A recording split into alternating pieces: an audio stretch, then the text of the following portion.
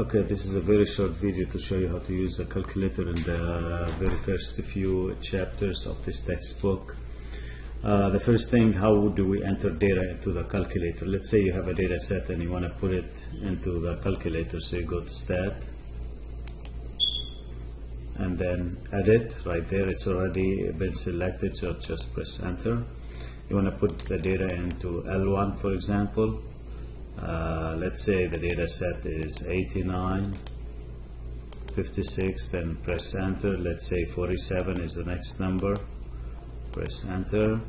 Let's say 48 is the next one. Then Enter. And let's say one more is 59. Okay, so this is how we input data into the calculator. Okay, next I'm going to show you how to find the mean, median, standard deviation of the data set that you enter into the calculator. So let me quit here. This is how you quit.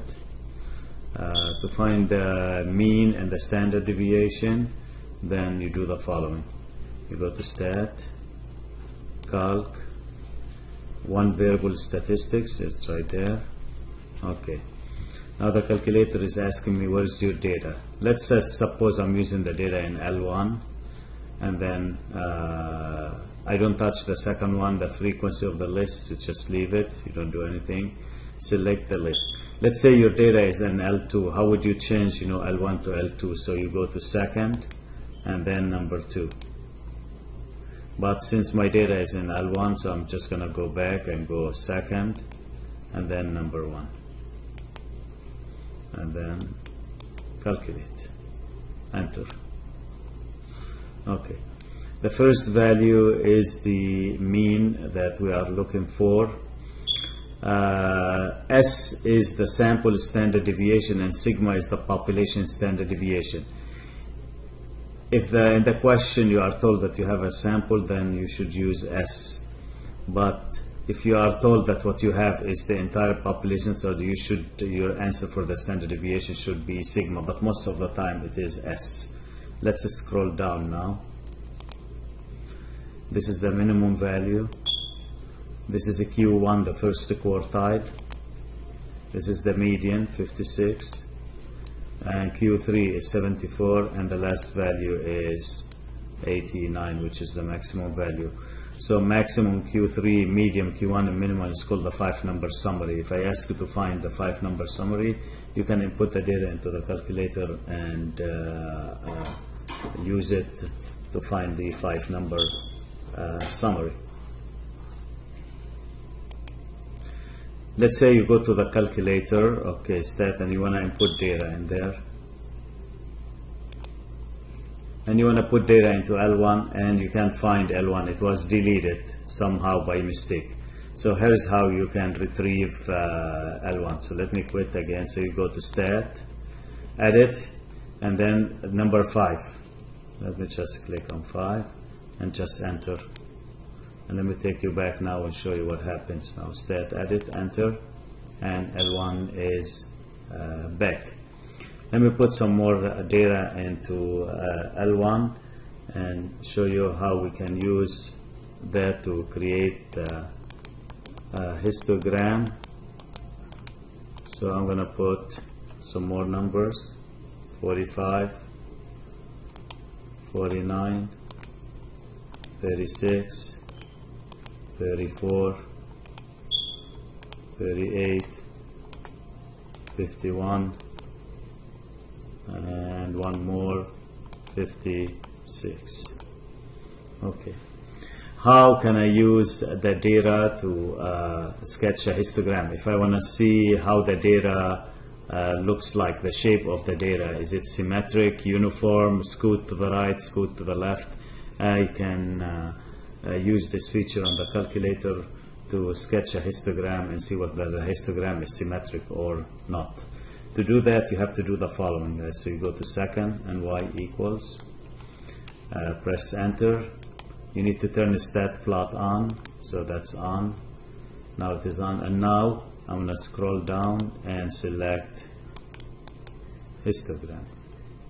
You see the screen has L1, L2. Once I select histogram, it's going to change only to L1. You can see that. Okay. Second and quit. Now, let me clear the screen here. To sketch a histogram, you go to zoom and plot the histogram, and then number 9. Zoom step, number 9. There you go. And this is the histogram. Okay.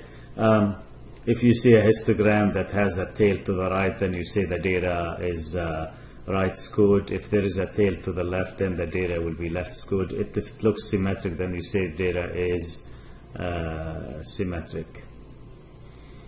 Okay, so clear. I'm going to clear this one. And again, let me just remind you how to find the mean and the standard deviation.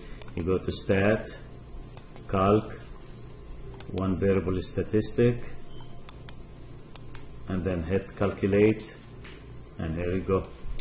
That's X bar. If the data set that you have is a sample, so then your standard deviation is S, which is 14.47.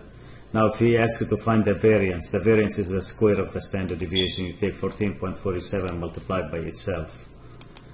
N is 12. How many pieces of data do we have? This is the minimum. This is Q1, quartile 1. Median is Q2, Q3, and the maximum. Can the calculator draw a box plot for us, a box and whisker plot? Yes. Let me show you how to do that. So you go second and Y equals, and then press enter.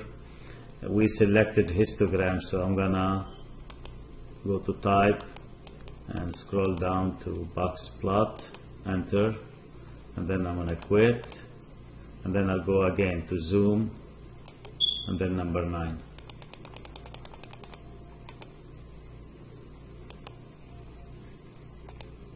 There you go. If I trace, guys, watch. This is a Q maximum, this is a Q3, that's a Q2, that's a Q1, and that's the minimum. Second, and quit. If you want to turn the stat plot off, this is how you do it. Second and Y equals. Press enter. On is selected, just go to off and press enter again, and the stat plot is turned off. I would turn it off if I'm not using it. Now, if you want to find like 7 factorial, so 7 factorial means 1 times 2 times 3 times 4 times 5 times 6 times 7. How do you do that?